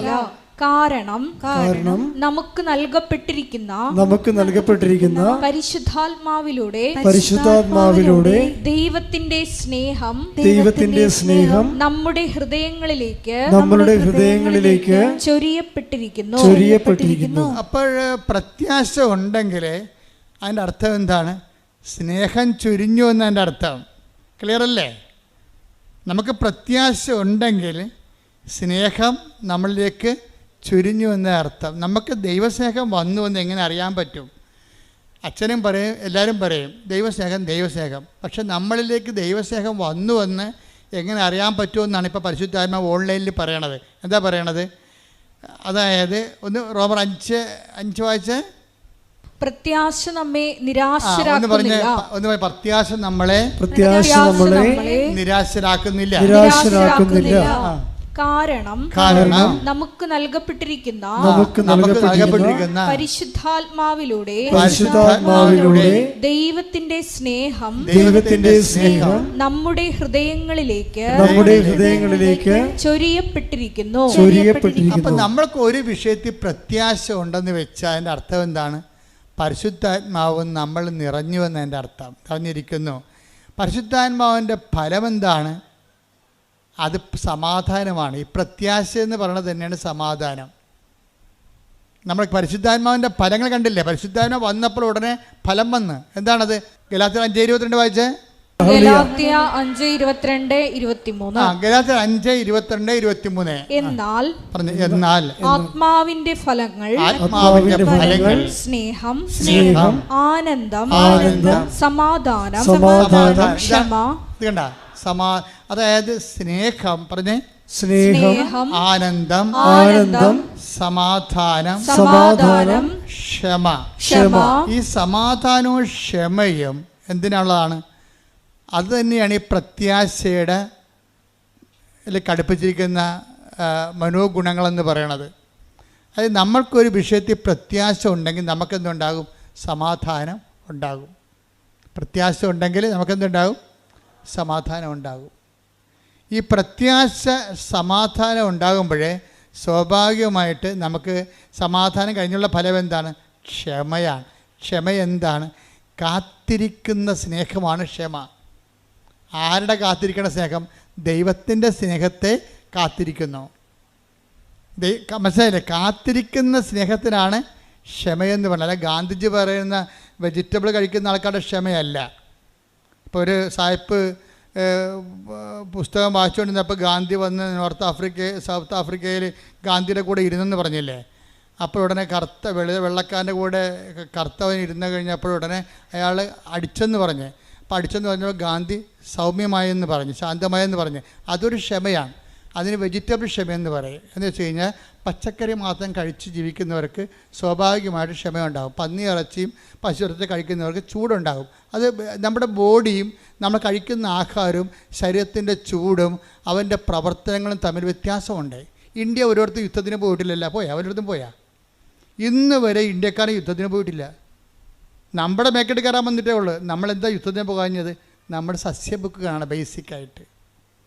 ബേസിക്കായിട്ട് സസ്യ ബുക്കുകളാണ്. 5000 കുറച്ച് ചരിത്രം എടുത്താൽ ഓരോരുത്തരും പോയി ആക്രമിച്ച് ആരെങ്കിലും വന്നപ്പോൾ അളമുട്ടിയ തിരിഞ്ഞ് കടിക്കുമെന്ന് പറഞ്ഞാൽ നമ്മുടെ വായിക്കയറി പല്ലുണ്ടാന്ന് നോക്കിയപ്പോൾ കടിച്ചെന്നല്ലാതെ അങ്ങോട്ട് കയറി കച്ചിട്ടില്ല. അപ്പം അങ്ങനെ സസ്യ ബുക്കുകൾക്ക് സ്വാഭാവികമായൊരു ക്ഷമ ഉണ്ടാകും. ആ ക്ഷമയല്ല പരിശുദ്ധാത്മാവിൻ്റെ ക്ഷമ, തെറ്റിദ്ധരിക്കരുത്. പരിശുദ്ധാത്മാവിൻ്റെ ക്ഷമയെന്ന് പറയണത് പച്ചയിറച്ചി കഴിച്ചാലും എന്താണ് കിട്ടണത്? കഴിക്കാതെ ജീവിക്കാൻ പറ്റുമോ? ചൈനയിലെ ആൾക്കാർ പാമ്പ് തിന്നുന്നുണ്ട്, പട്ടിയെ തിന്നുന്ന ആൾക്കാർ വരെ ഉണ്ട്. അവിടെ അതേ കിട്ടത്തുള്ളൂ. പറഞ്ഞിട്ട് വല്ല കാര്യമുണ്ടോ? എന്താണ് കിട്ടണത് അത് തിന്ന് അവൻ ജീവിക്കുകയാണ് അവിടെ. അപ്പോൾ അതേസമയം തന്നെ ഈ ഭക്ഷണ കാര്യങ്ങളിൽ വരുന്ന ക്ഷമയെക്കുറിച്ചുള്ള പരിശുദ്ധാത്മാവ് പറയണത് ദൈവസ്നേഹം നിറയുമ്പോൾ ഇപ്പോൾ ഈ ആംഗ്ലോ സാക്സൺസ് എന്ന് പറയുന്ന ഇംഗ്ലീഷുകാരൻ്റെ അവരുടെ വർഗം ഏതാണ്? ആംഗ്ലോ സാക്സൺസ് ആണ്. ഈ ആംഗ്ലോ സാക്സൺസ് ആരായിരുന്നു? കന്നിബാൽസ് ആയിരുന്നു. മനുഷ്യനെ തിന്നുന്ന, അങ്ങോട്ടും ഇങ്ങോട്ടും പിടിച്ചു തിന്നുന്ന ആൾക്കാരായിരുന്നു. ഒരു 10,000-10,000 കൊല്ലം മുമ്പ് അങ്ങോട്ടും ഇങ്ങോട്ടും പിടിച്ചു തിന്നുന്ന ആൾക്കാരായിരുന്നു ഇംഗ്ലീഷുകാർ. കന്നിബാൽസ് ആയിരുന്നു. പക്ഷേ ഈ കന്നിബാൽസിൽ നിന്നാണ് പിന്നീട് ഫാദർ ഡാമിയനും മദർ തെരേസ ഒക്കെ ഉണ്ടാകണത്. അത് സുവിശേഷം ഉണ്ടാക്കിയാണ്, അല്ല പച്ചക്കറി നിന്നും ഉണ്ടാക്കിയതല്ല. പിടിയിട്ടില്ലേ? ഈ പരസ്പരം പിടിച്ചു തിരുന്ന ഒരു ജനതയാണ് സുവിശേഷം, ബൈബിള് ഫാദർ ഡാമിയനെയും അതുപോലെ തന്നെ അസിസി പുണ്യാളനെയും അതുപോലെ തന്നെ മദർ തെരേസനെ ഉണ്ടാക്കിയിരിക്കുന്നത്. എന്ന് വെച്ച് നരഭോജികളെയാണ് അവസാനം നരന്മാർക്ക് വേണ്ടി ഭോജനമായി തീരുന്ന വ്യക്തികളായിട്ട് ബൈബിൾ കൺവേർട്ട് ചെയ്യണത്. ഇത് ഭക്ഷണപാനീയങ്ങൾ കൊണ്ടും അനുഷ്ഠാനക്രമങ്ങൾ ഉണ്ടാക്കിയതല്ല. പരിശുദ്ധാത്മാവ് നിറയുമ്പോൾ, ഒരു വ്യക്തിക്ക് നിറയുമ്പോഴുണ്ടാകുന്ന വ്യത്യാസങ്ങളാണ് ഉണ്ടാകുന്നത്.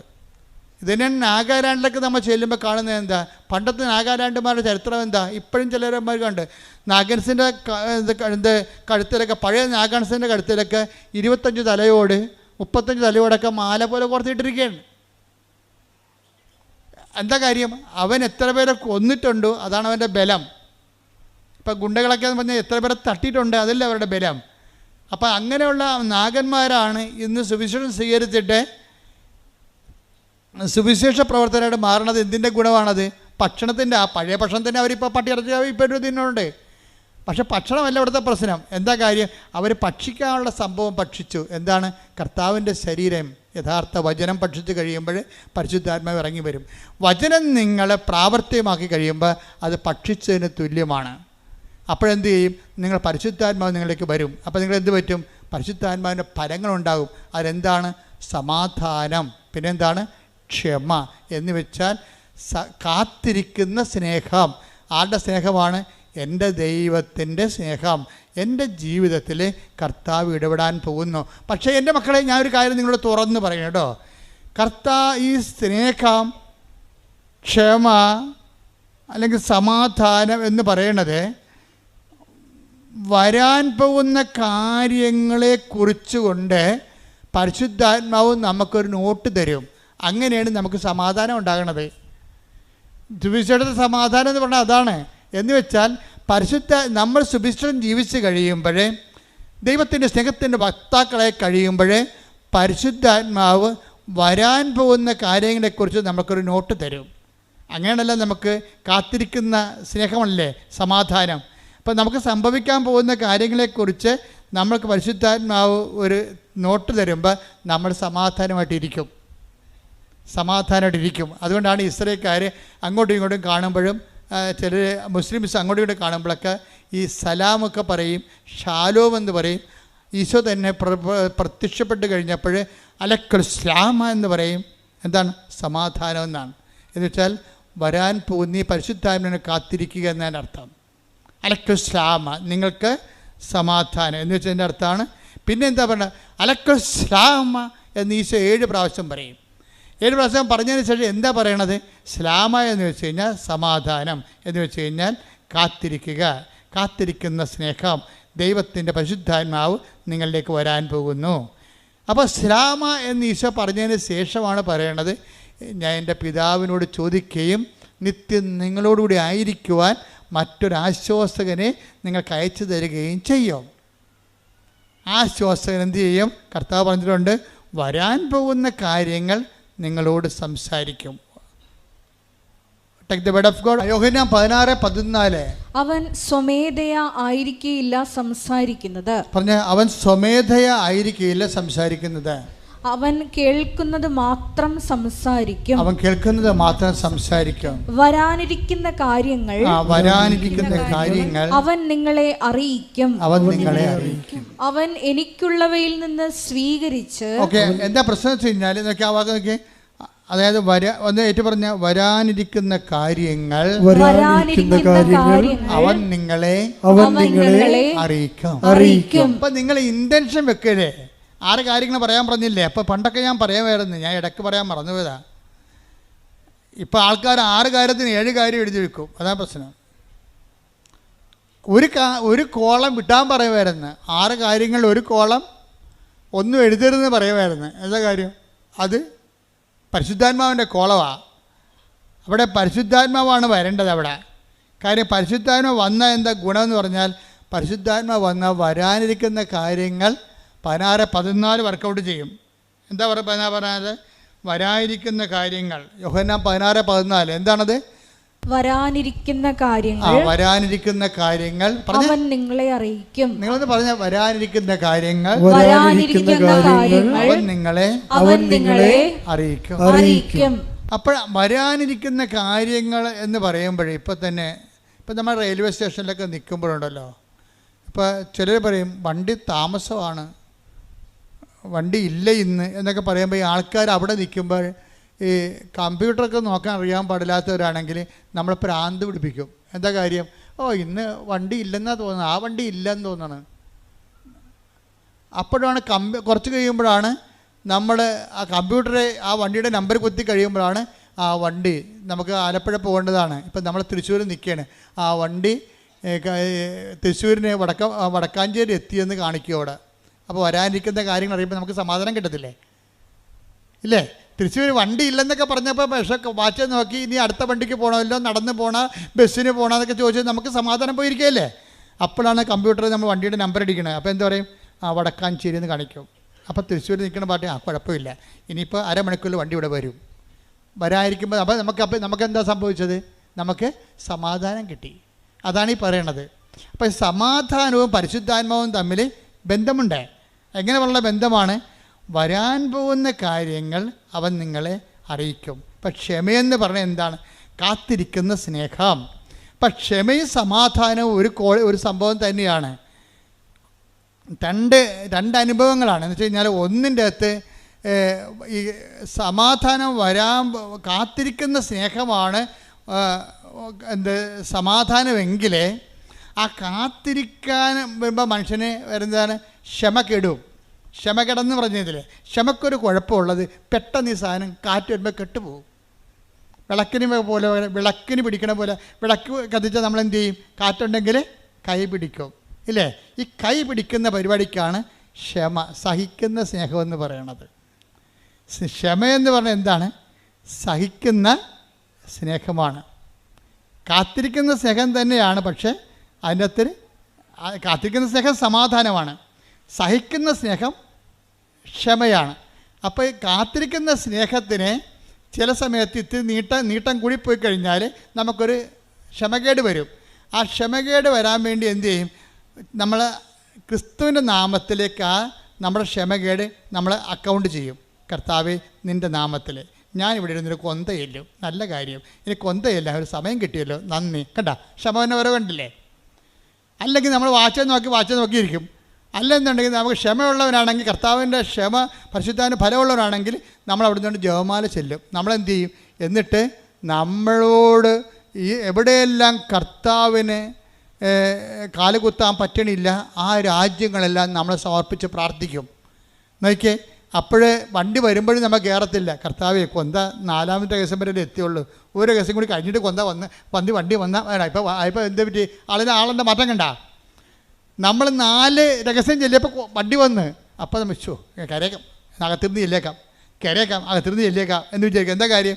അപ്പോൾ വണ്ടി വന്നത് നമ്മളെ നേരത്തെ വന്ന പോലെ നമുക്ക് തോന്നി. ഇപ്പോൾ അതിനാണ് ക്ഷമ എന്ന് പറയുന്നത്. പരിശുദ്ധാത്മാവിൻ്റെ ഫലമാണ്. ഞാൻ മുമ്പ് പറഞ്ഞതാണ് സത്യം. ദൈവം എന്ത് സമ്പൂർണ്ണ A+B² = A² + 2ab+2b² എന്ന് പറഞ്ഞാലും ശരി, എന്ത് സങ്കീർണമാക്കി ദൈവത്തെ നിങ്ങൾ മാറ്റിയാലും ശരി, ദൈവത്തിനെ സങ്കീർണമാക്കി മാറ്റിയതാണ് അക്കാഡമികളുടെ ഏറ്റവും വലിയ ദുരന്തം എന്ന് പറയുന്നത്. ദൈവത്തിന് നമ്മൾ എന്ത് സങ്കീർണമാക്കി മാറ്റിയാലും ഓർക്കുക, കറണ്ട് എത്ര ഉൽപ്പാദിപ്പിച്ചാലും വരേണ്ടത് വയറിലൂടെയാണ്. വരേണ്ടത് ദൈവം എത്ര പവർഫുള്ളാണെന്ന് പറഞ്ഞാലും, ഓംനിപ്പൊട്ടൻ്റാണ്, ഓംനിഷ്യൻ്റ് ആണെന്നൊക്കെ പറഞ്ഞാലും, ഇനി അത് എക്സ്പ്ലെയിൻ ചെയ്ത് നിന്നാൽ പോലും ഇത് നമ്മളുമായിട്ട് കമ്മ്യൂണിക്കേറ്റ് ചെയ്യേണ്ടത് വയറിലൂടെയാണ്, പ്രാർത്ഥനയിലൂടെയാണ്, ദൈവസ്നേഹത്തിൻ്റെ പ്രവർത്തനങ്ങളിലൂടെയാണ്. കോമൺ പീപ്പിൾ കൈകാര്യം ചെയ്യണത് ആ മേഖലയാണ് കൈകാര്യം ചെയ്യണത്. എന്നുവെച്ചാൽ ദൈവത്തെ ടാപ്പ് ചെയ്യുന്നതിന്, ദൈവത്തിൻ്റെ ശക്തി നമ്മളിലേക്ക് അപ്ലോഡ് ചെയ്യുന്നതിന് സിമ്പിളായിട്ടുള്ള മെത്തേഡുകൾ ഉപയോഗിക്കുന്നു കോമൺ പീപ്പിൾ. എന്നിട്ട് ജീവിതത്തിൻ്റെ സങ്കീർണതകൾ ദൈവത്തിൻ്റെ സ്നേഹം കൊണ്ട് അവർ അതിനെ ഫേസ് ചെയ്യുകയാണ്. ദൈവമാണെങ്കിൽ ഇതിനു വേണ്ടി അങ്ങോട്ട് ഇരിക്കുകയാണ്. എന്ന് വെച്ച് കഴിഞ്ഞാൽ നമ്മൾക്ക് എന്തുമാത്രം സിമ്പിളായിട്ട് മനസ്സിലാക്കി തരാം അത്രയും സിമ്പിളായിട്ട് മനസ്സിലാക്കും. ദൈവത്തെക്കുറിച്ച് സൈന്യങ്ങളുടെ കർത്താവാണ്, അതുപോലെ തന്നെ ദൈവം എല്ലാം നന്മ സ്വരൂപനാണ്, ദൈവം സച്ചിദാനന്ദനാണ്. എന്തെല്ലാം കാര്യങ്ങളാണ് യേശുവിന് മുമ്പ് ലോകം പറഞ്ഞത്. ഇന്ത്യക്കാരെല്ലാം പറഞ്ഞു ദൈവം സച്ചിദാനന്ദ, സത്ത്, ചിത്ത്, ആനന്ദം എല്ലാം കൂടെ ഒരുമിച്ചിരുന്ന ആളാണ്. ദൈവത്തിൽ സങ്കടമില്ല, ദൈവത്തിൽ മ്യൂട്ടേഷൻ ഇല്ല, ഒന്നുമില്ലെന്ന് പറയും. ഇംഗ്ലീഷുകാരൻ പറയും ഗോഡ്, ദൈവം ഗോഡാണെന്ന് പറയും. എന്താ കാര്യം? ദൈവം എല്ലാം നന്മ, ഗോഡ് ഗുഡ്നെസ്സാണ്, എല്ലാം നന്മകളുടെ സ്വരൂപനാണെന്ന് പറയും. യഹൂദൻ പറയും ദൈവം സൈന്യങ്ങളുടെ കർത്താവാണ്, ഞങ്ങൾക്ക് ആൾക്കാർ കുറവാണ്, ഞങ്ങൾ കുറച്ച് ആൾക്കാർ, ഇപ്പോഴും 1 കോടി ആൾക്കാരുള്ളൂ, ഞങ്ങൾക്ക് വേണ്ട സൈന്യമാണ്, അപ്പം ഞങ്ങളുടെ സൈന്യം ദൈവമാണ്. അതുകൊണ്ട് എപ്പോഴും പറയും കർത്താവേ സൈന്യങ്ങളുടെ കർത്താവേ, അങ്ങനെ വാസസ്ഥലം എത്ര മനോഹരം എന്ന് പറയും. അവർ സൈന്യങ്ങളുടെ കർത്താവാണ്. ഈശോ വന്നോ പറഞ്ഞു സൈന്യങ്ങളുടെ കർത്താവ് അല്ലെന്ന് ഈശോ പറഞ്ഞില്ല. പറഞ്ഞോ? ഗുഡ്നെസ് അല്ലെന്ന് ഈശോ പറഞ്ഞാൽ അല്ല, സച്ചിദാനന്ദ അല്ലെന്ന് ഈശോ പറഞ്ഞില്ല, ഇതൊന്നും നിഷേധിച്ചില്ല. പൂർവ്വകാലങ്ങളിൽ take the word of God, ഹെബ്രായർ 1:1. പൂർവ്വകാലങ്ങളിൽ പ്രവാചകന്മാർ വഴി വിവിധ ഘട്ടങ്ങളിലും വിവിധ രീതികളിലും ദൈവം നമ്മുടെ പിതാക്കന്മാരോട് സംസാരിച്ചിട്ടുണ്ട്. അപ്പൊ ഇവിടെ നിൽക്കുന്ന, അതായത് വിശ്വാമിത്രനായാലും ശരി, ഏത് മഹർഷിയായാലും ശരി, അതുപോലെ തന്നെ മുഹമ്മദ് നബി ആയാലും ശരി, മോശയായാലും ശരി, ഏത് മതസ്ഥാപകനായാലും ശരി, ബൈബിൾ കാണുന്നത് പ്രവാചകനായിട്ടാണ് കാണുന്നത്. ഒള്ളി പ്രവാചകൻ ഉണ്ടായി. ഇങ്ങനെ പല ഘട്ടങ്ങളിൽ ദൈവം തൻ്റെ ജനങ്ങളോട് വിവിധ കാലങ്ങളിൽ സംസാരിച്ചിട്ടുണ്ട്. എന്നാൽ ഈ അവസാന കാലങ്ങളിൽ തന്റെ പുത്രൻ വഴി അവിടുന്ന് നമ്മോട് സംസാരിച്ചിരിക്കുന്നു. എന്താണ് സംസാരിച്ചത്? ദൈവം ആരാണെന്ന് പറഞ്ഞത്? ഫാദർ. അതാണ് വിഷയം. എല്ലാം മറന്നു കേട്ടാ, എല്ലാം റൈറ്റ് ഓഫ് ചെയ്തിട്ട് ദൈവത്തിന് ഒറ്റ ഹെഡിങ് കൊടുത്ത്. എന്താണ്? ഫാദർ. പ്രാർത്ഥിക്കാൻ പറയുമ്പോൾ പറയും കർത്താവേ ഞങ്ങൾക്ക് ദൈവത്തോട് പ്രാർത്ഥിക്കണം. അപ്പോൾ പറയും പ്രാർത്ഥിക്കുമ്പോൾ ഇങ്ങനെ പ്രാർത്ഥിക്കുക, സ്വർഗ്ഗസ്ഥനായ ഞങ്ങളുടെ പിതാവേ. ആർക്കും പ്രാർത്ഥിക്കാൻ പറ്റുന്നതാണ്. അപ്പോൾ ദൈവം പിതാവാണെന്ന് പറയുമ്പോഴേ എന്ത് പിതാവാണ്? തൻ്റെ ഏകജാതനെ നൽകാൻ തക്ക വിധം അത്രമാത്രം നമ്മളെ സ്നേഹിക്കുന്ന യേശുക്രിസ്തുവിന്റെ പിതാവാണ്. കൈയടിക്കട്ടെ, ശ്രദ്ധിക്കട്ടെ.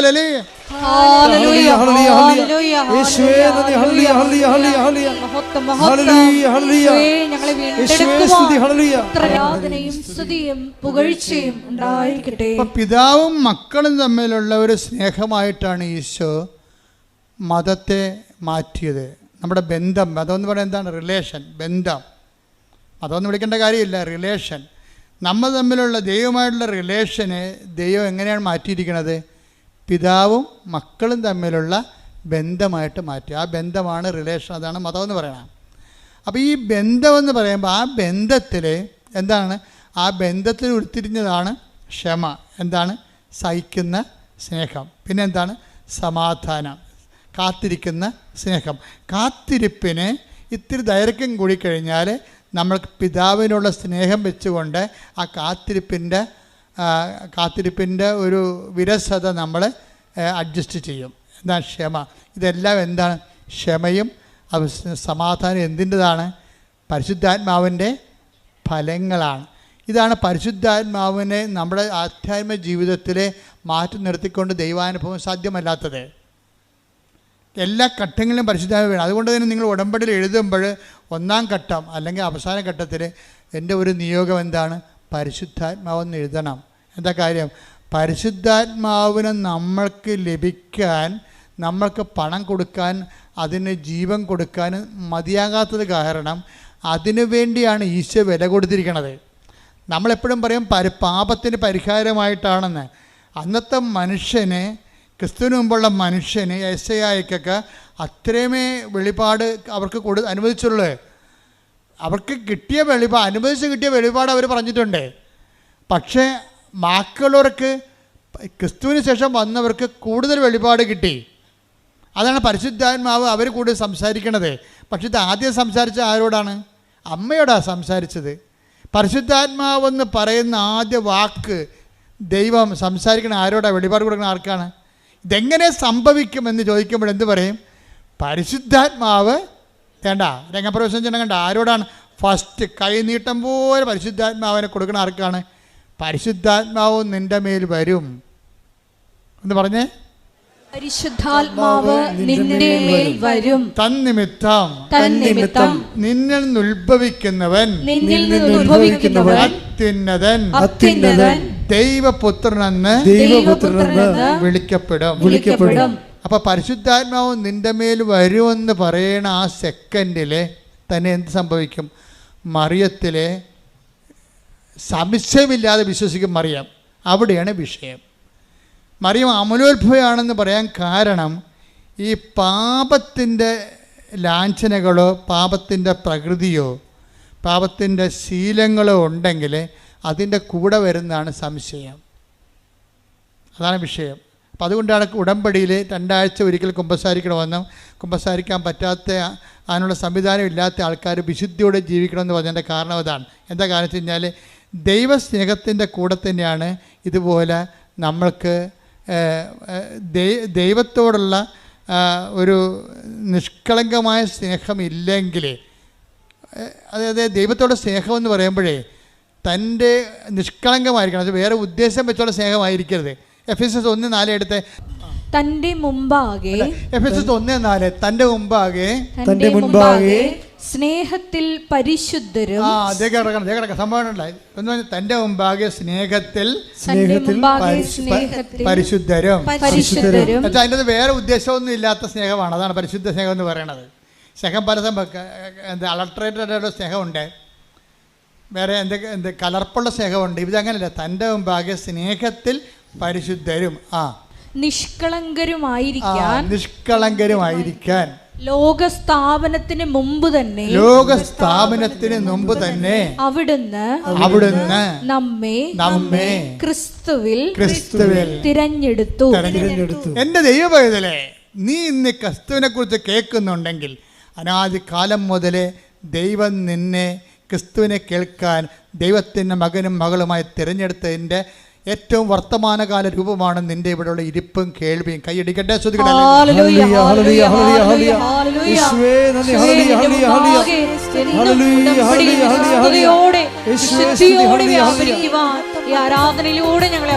ഒരുമിച്ച് പാടുക.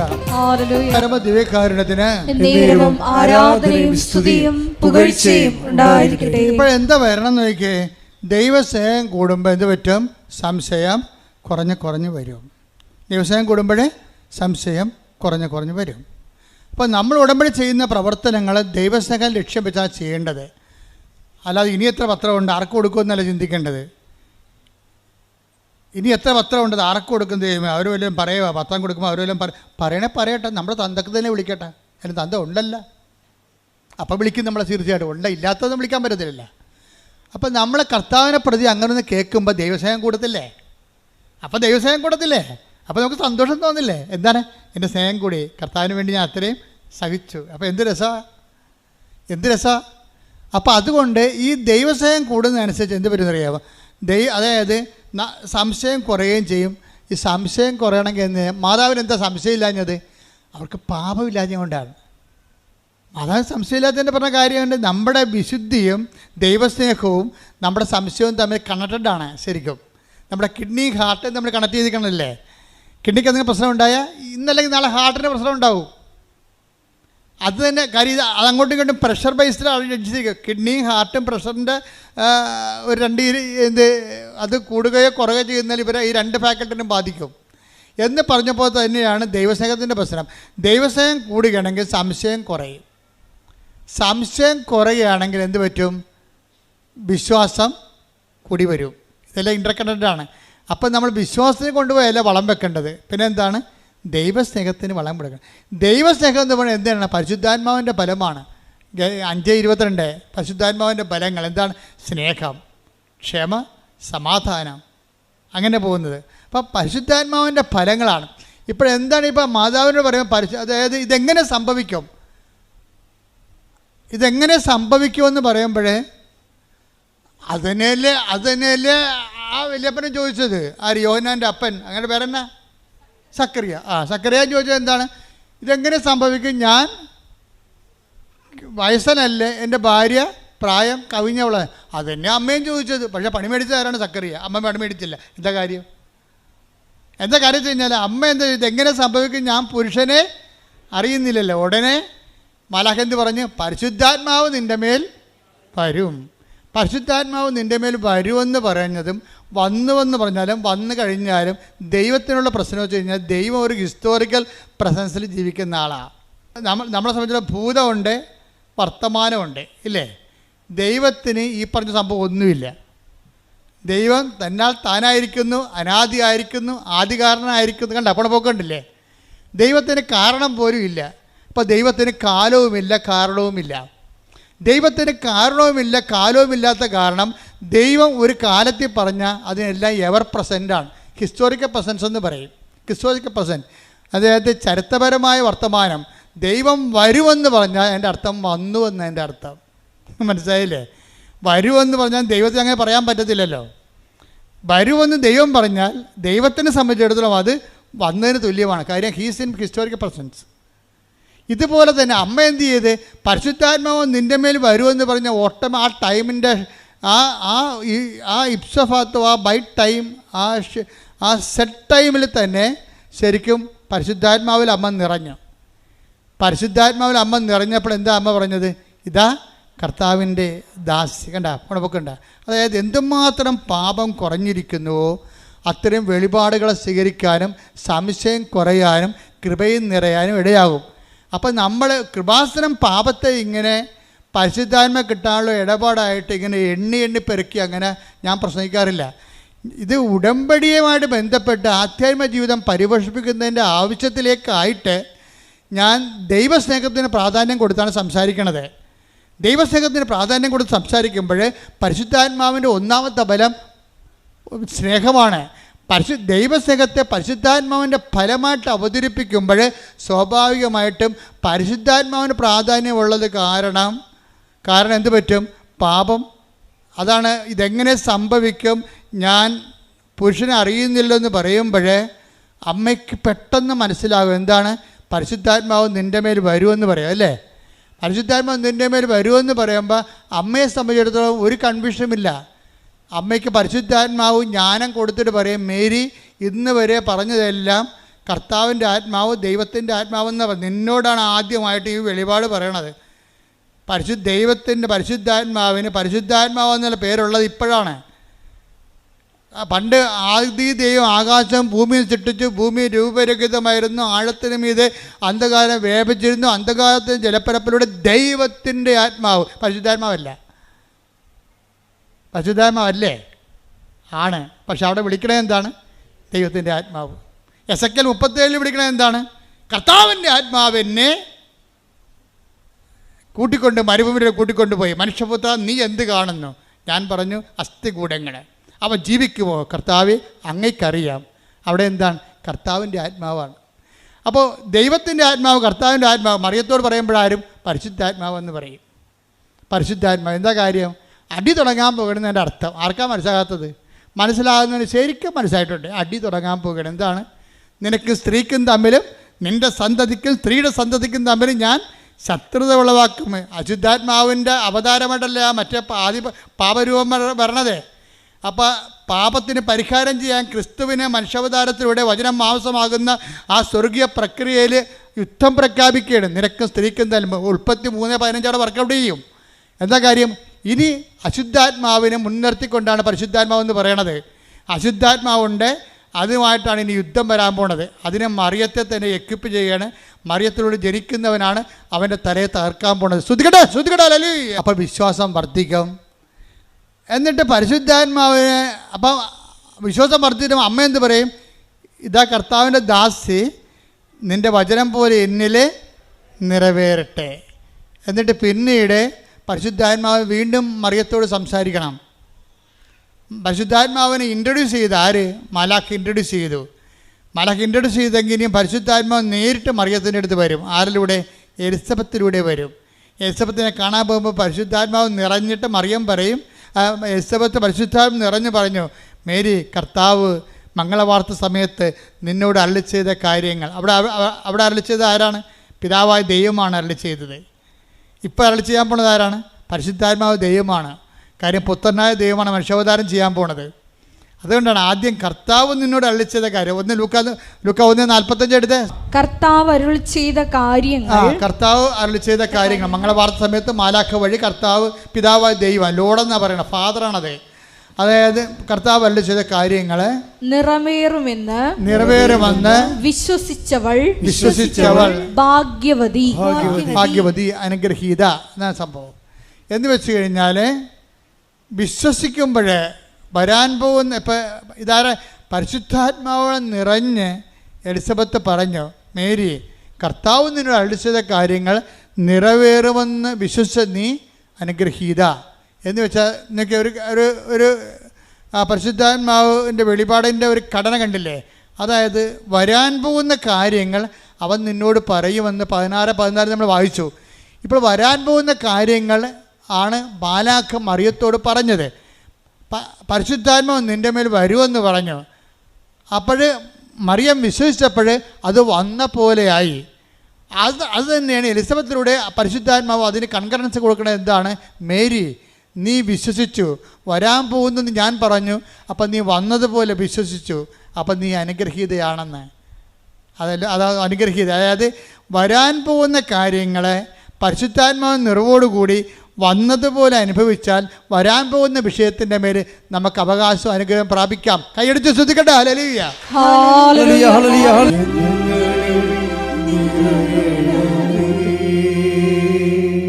പരിശുദ്ധ പരമദിവ്യകാരുണ്യത്തിന് നമ്മൾ എന്ത് അവസ്ഥയിലാണെങ്കിലും ഉടമ്പടി എടുത്ത ചില ആൾക്കാർ ഉടമ്പടി എടുക്കാമെന്ന് തീരുമാനിക്കുമ്പോൾ തന്നെ എന്തുകൊണ്ട് അവർക്ക് ഹീലിംഗ്, അടയാളങ്ങളും ധൈര്യവും സമാധാനവും ക്ഷമയും കിട്ടണത്? എന്തുകൊണ്ടാണ്? അവരതിൽ വിശ്വസിക്കുകയാണ്. ചില ആൾക്കാർ ഉടമ്പടി പുതുക്കിയാലും അവർക്ക് പറയുന്ന സമാധാനം ചിലർക്ക് കിട്ടണില്ല. എന്താ കാര്യം? അവരപ്പോഴും സംശയിച്ചുകൊണ്ടേയിരിക്കും. കാര്യം അവർക്ക് അവരെ തന്നെ സംശയമാണ്. സംശയമുള്ള ആൾക്കാർക്കുള്ള ഗുണം, നിങ്ങൾക്ക് സംശയം ഉണ്ടോ ഇല്ലയെന്ന് അറിയണമെങ്കിൽ അത് എളുപ്പം എന്ന് വെച്ച് കഴിഞ്ഞാൽ നിങ്ങളുടെ ഉടമ്പടി പ്രവർത്തനങ്ങൾ നോക്കിയാൽ മതി.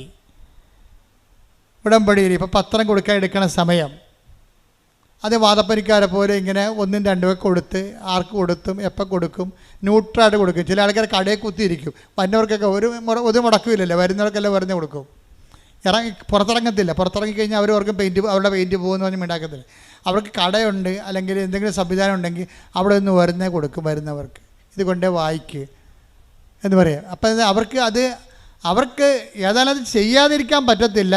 എന്നാൽ എങ്ങനെയെങ്കിലും ഒപ്പിച്ചുണ്ടാക്കണമെന്നുള്ള രീതിയിലാണ് അത് ചെയ്യണത്. അപ്പോൾ അവർക്ക് സ്നേഹമില്ല. അതുകൊണ്ട് തന്നെ അവിടെ കാര്യങ്ങൾ ലാഗ് ചെയ്യും. ആരുടെയും കുഴപ്പമില്ല, അവർ തന്നെ ഉണ്ടാക്കുന്നതാണ്. സ്വയമായിട്ട് കുഴി കുഴിക്കണത്. കാരണം അവർക്ക് ദൈവസ്നേഹം ഉണ്ടെങ്കിൽ അപ്പോൾ ഈ ഇരിക്കുന്ന ജോമകൾ തന്നെ നോക്കിക്കേ, അവർ ഫുൾ ടൈമിൽ പ്രവർത്തിക്കുകയാണ്. അവർ MDH മാസ്റ്റർ ഓഫ് തിയോളജിക്ക് വേണ്ടി ആരോഗ്യമേ പഠിക്കുകയാണ്.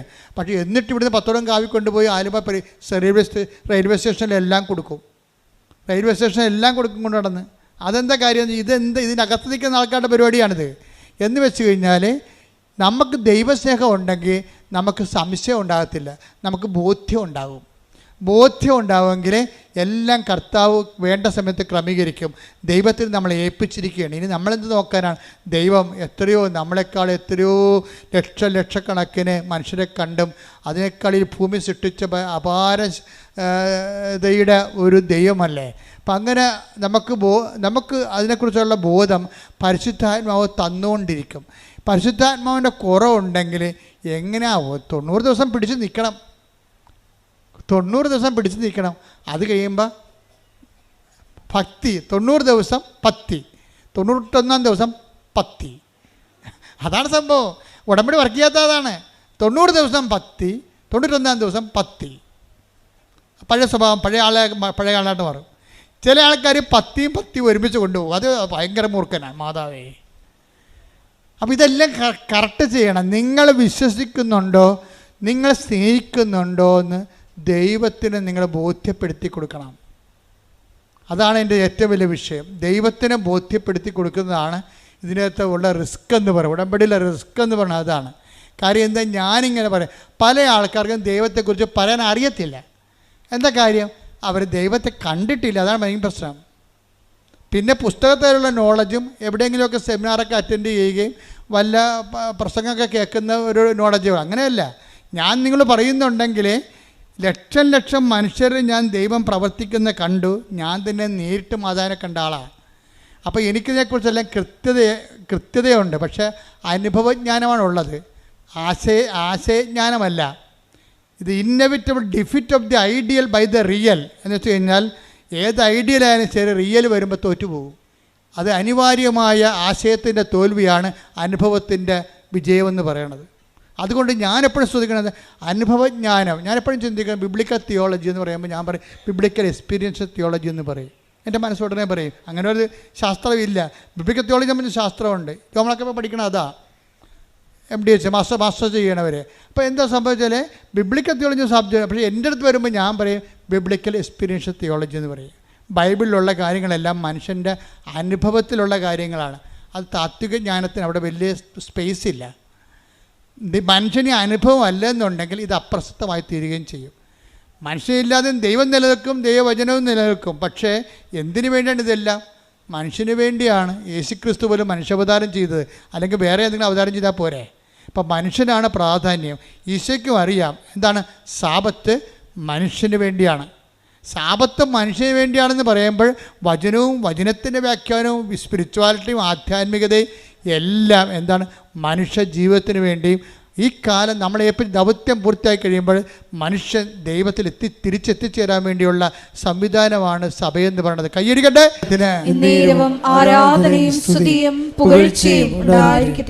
എന്താണ് ആധ്യാത്മികതയുടെ അടിസ്ഥാനമായിട്ട് ഞാൻ മറിയത്തെ അവതരിപ്പിക്കുന്നത്? എന്തുകൊണ്ടാണ്? ഈ ഭൂമിയുടെ അനുഭവങ്ങളിലെ അനുഭവത്തിൻ്റെ ആൽഫയും ഒമേഗയുമാണ് മറിയമെന്ന് പറയണത്. ആധ്യാത്മിക അനുഭവത്തിൻ്റെ ആൽഫയും ഒമേഗയാണ്. എന്താ കാര്യം? ഒന്ന്, അവർ പുരുഷനെ അറിയാതെ ഗർഭം ധരിക്കുമ്പോൾ തന്നെ, പരിശുദ്ധാത്മാവ് ഗർഭം ധരിക്കുമ്പോൾ തന്നെ അതിൻ്റെ നാണക്കേടും മാനക്കേടും സ്ത്രീയെപ്പോലെ അനുഭവിച്ചിട്ട് അവർ പെരുവഴി പ്രസവിക്കാൻ വേണ്ടി ദൈവം വിടുകണവരാ. അപ്പോൾ ഒരു മനുഷ്യനെ അനുഭവിക്കും. നിങ്ങൾക്ക് വീടില്ല, വഴിയില്ല, ജോലിയില്ലെന്ന് പറയുമ്പോഴൊക്കെ ഇവിടെ പറഞ്ഞാൽ ആദ്യം ഒന്ന് ചിരിക്കും, പിന്നെ പറയും സാരമില്ല, ഞാൻ നിനക്കളെ ഗതികെട്ടാണ് പ്രസവിച്ചത്, എങ്കിലും നിനക്ക് ഞാൻ തരാമെന്ന് പറയും.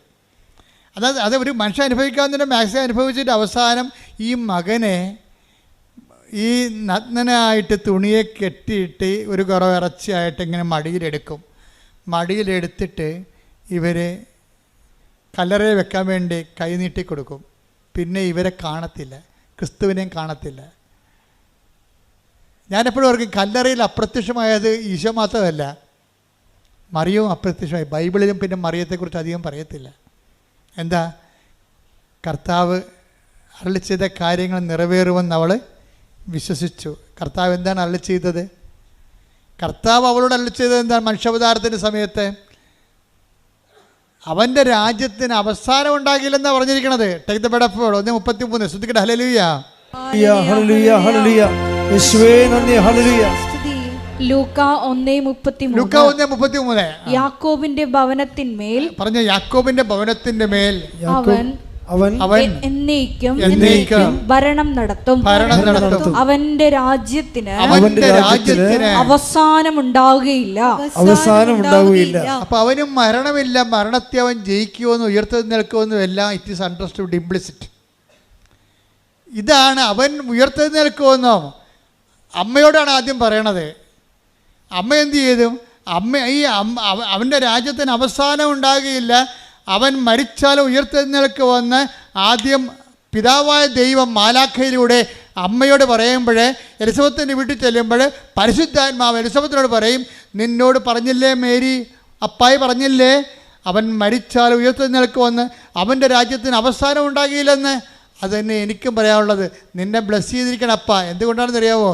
ആ പറഞ്ഞത് നീ വിശ്വസിച്ചു. കർത്താവ് നിന്നോട് അരുളി ചെയ്ത കാര്യങ്ങൾ വിശ്വസിച്ച് നീ കർത്താവിൻ്റെ പുനരുദ്ധാനത്തെക്കുറിച്ച് ആദ്യമായി സാക്ഷിയായി ജീവിച്ച് വിശ്വസിച്ച നീ ഭാഗ്യവതി. കൈയടിക്കട്ടെ. അപ്പൊ പുനരുദ്ധാനത്തിൻ്റെ പ്രഥമ സാക്ഷി ആരാണ്? അമ്മയാണ്.